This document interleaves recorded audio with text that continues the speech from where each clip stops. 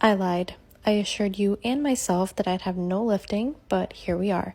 For anyone new here, let's backtrack. 3 months ago, I cut off my nails to show you how I grow them and maintain them from scratch. These were them right after I cut them.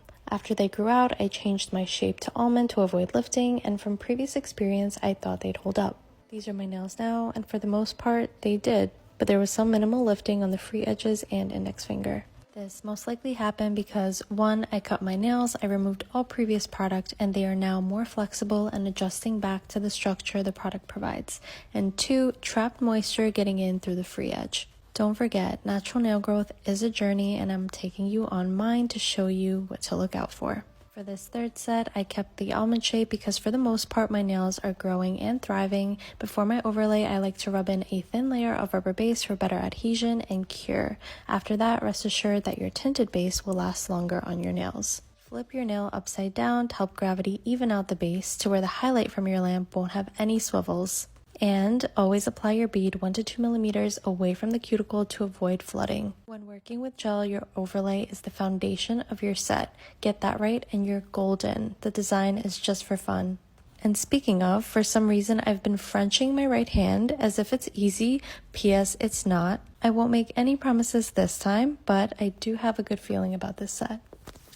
Chelsea is back, finally, her long-awaited update. Her nails actually held up pretty strong for a month and a half, other than that one nail I fixed when she cracked it playing tennis. She did need all day, so we ordered her sushi while we watched Love is Blind, and also catching up on life. Honestly, it felt like a BFF date.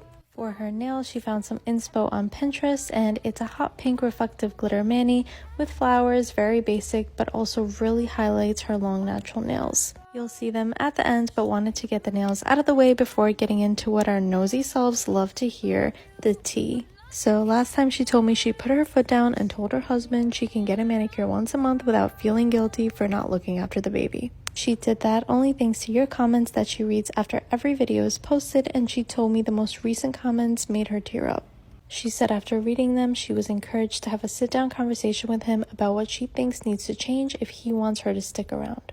And as expected, he didn't take it well at first, but she said he's coming around and getting past his pride and ego one day at a time. We'll see.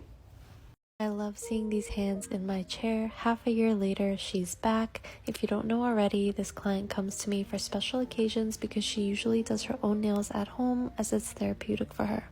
She also has arthritis and can never do any cuticle work herself because her hands shake and she unintentionally pricks herself or cuts too deep. As you can see, her skin sticks to her nail plate, so when she does her own nails and applies the polish, her nails look grown out. Today, I tried out a new product, one that requires an LED lamp, and I asked her to decorate it. Watch till the end to see why, but basically it's a quick dry nail system, so no need to air dry. She was shocked by it. And of course, she brought her favorite nail polish to apply on top of the pink, which I forgot to film. But during the whole process, she told me she always smudges her nails when she does them because she forgets and accidentally touches something. So I decided to gift her the whole kit. Honestly, I knew it would be perfect for her even before she made the appointment. I showed her how to remove it, which takes less than a minute, packed up this cute pouch, and of course the lamp. This is why I asked her to decorate it, because it's hers now. Having long natural nails isn't always as glamorous as it seems, and I'll tell you why. It's about that time to redo my left hand, aka the hand with long nails. If you don't know, my nails on my other hand are shorter, and I have a whole playlist on that. But okay, back to topic, let's talk about what can happen when your natural nails start growing. They can start showing their true colors, and by that I mean they can grow upward, downward, bend inward like mine is here. And if you want to maintain their length, the only thing to do is fix them. Oh, and don't forget about cracks, chips, possible lifting, which can all happen on their own, or if you accidentally bang and slam your nails into things, which I unintentionally do often. And many may think that it's just easier to cut them all off, which it most likely is, but when you start the difficult journey of growing them, curating them, and designing them, parting with them seems just as hard. So yes, I will sit here and fix them till I'm blue in the face. And next time you'll see how bad they really get. Little hint, they look like bird beaks when they grow out. But that won't stop me. If you've never gotten your nails done, stop scrolling. This new client came to me and said the last time she got a professional manicure was over 10 years ago, and due to sensory reasons when filing, she never went back. I tried making her feel as comfortable as possible and explained every part of the process so that she expected what was coming next. Her cuticles and hangnails always bother her, so I showed her exactly how she can take care of her nails at home with cuticle remover, a pusher, and nippers. She's a one-off client, meaning I will probably never see her again because she came in from Canada and got her nails done for a special occasion. If you're in the same boat and have been traumatized by salon experience or have sensory triggers when it comes to any part of the process, you can take care of your nails at home too. You can use cuticle remover to soften and help scrape off the dead cuticle on the nail. You can go a step further by painting them with regular polish, and if you choose gel, make sure to never touch your skin when applying. As a beginner, it may be difficult to distinguish the cuticle, or you may even get it confused, but call me your cuticle BFF today. So the dry, flaky white gunk you see on the actual nail is the cuticle, which is produced by the eponychium, and the eponychium is this layer of skin that extends from the proximal fold.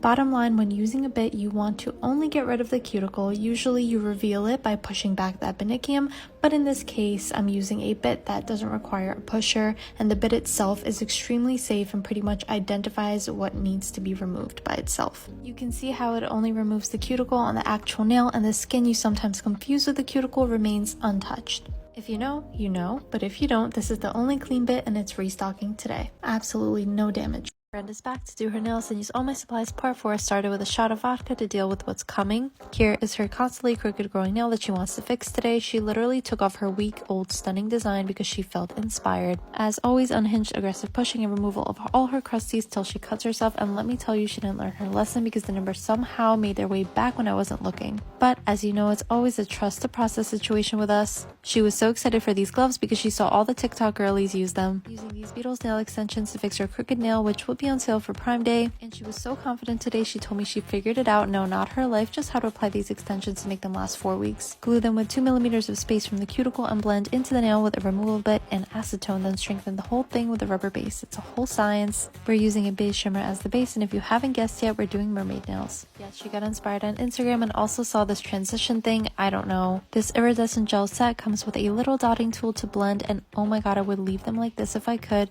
but she was inspired to literally do what everyone else is doing, the chrome combined with the lines and the pearls, which by the way is harder than it looks to do, finishing off with her transition, and I think she's getting better at this than me.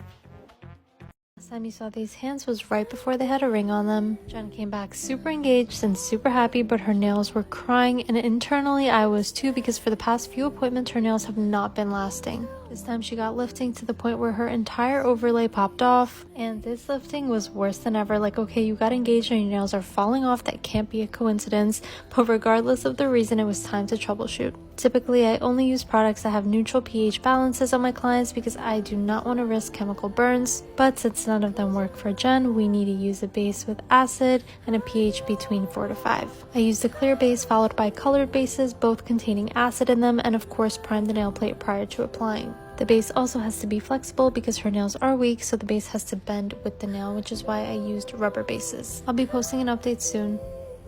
Kind of paused from posting this client because all of you thought I was convincing her of doing and paying for things she didn't want on her nails. Remember, I only show and tell 60 seconds of what actually happens. As you can probably tell, my client list is not big, and that's because doing nails is no longer my main source of income. I also run a store and have many other projects in the works. But the clients I do have, I've known for years, I've built a relationship with them, and at this point in time, I can say that I don't just do their nails to get paid, but because we have grown so close. So yes, to many it sounded like I'm convincing her for my own benefit, but in reality, I just like when people are surprisingly happy by something new.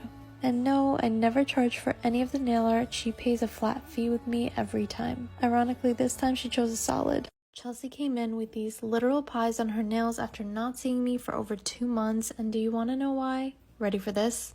Her husband found the TikToks. You know, all the ones where we literally talk about him. His buddy's wife showed him the videos, my page, everything. And Chelsea told me she thought that they were friends, but clearly not. When he found out, he was fuming and told her that if she wanted him to stay in the marriage, she has to stop coming to me. Honestly, at this point, I'm surprised he himself didn't come tell me off. I would just love to have a sit down with him. How fun would that be? Anyways, during this break for me, she went to a salon that claims to offer Russian manicures, but they piled the hard gel on so thickly that it took me almost 40 minutes just to remove. Once she couldn't take it, she made an appointment with me without telling him. She said she really hopes he rewatched and actually listened to what we said and took it into consideration. And if and when he sees this, she said she'll cross that bridge when she gets to it, and with pretty nails, of course.